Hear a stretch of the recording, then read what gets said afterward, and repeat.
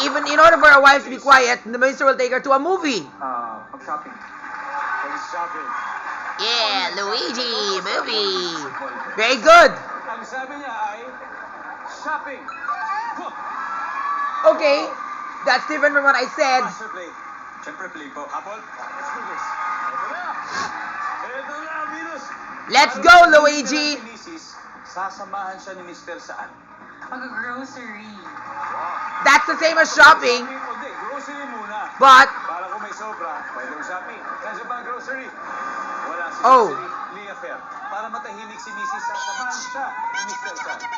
Kumain. okay. Ay, kumain. Simple. Simple choice. Kumain. Go. Hey, that's what I said. Movie. It's the same as kumain. For leisure. Sasamahan siya ni Mr. saan? Sa paglaro ng arcades. Paglilinis ng bahay. Paglilinis ng bahay.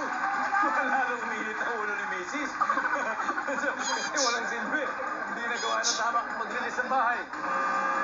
Nah. Flashback or struggle? Jace, kailangan masagot mo to ha. Come on, Luigi. Let's do this. Si Missy, sasamahan siya ni Mr. saan? Manood ng series or movies po. Come on. That's the same as Lifer's answer. Sorry. Try something else like arcades. Okay. Para matahimik si Mrs. sasamahan Or go siya ni abroad. Mr. sa? Salon. Okay, pwede. Kailangan na mas maging maganda ni Mrs. Papasamahan yan sa salon. Salon. Sasamahan mag-vitro. Wise ha, that's wise. Pero Jom, para matahimik si Mrs. sa salon para Salon.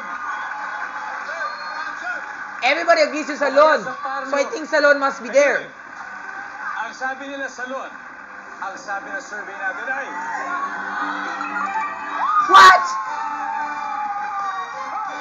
Perfect score yung Clashbackers. Kala ko may new Clash friends will win that one eh. Sasamahan siya ni Mr. Sayang. Sa kwarto. Weh.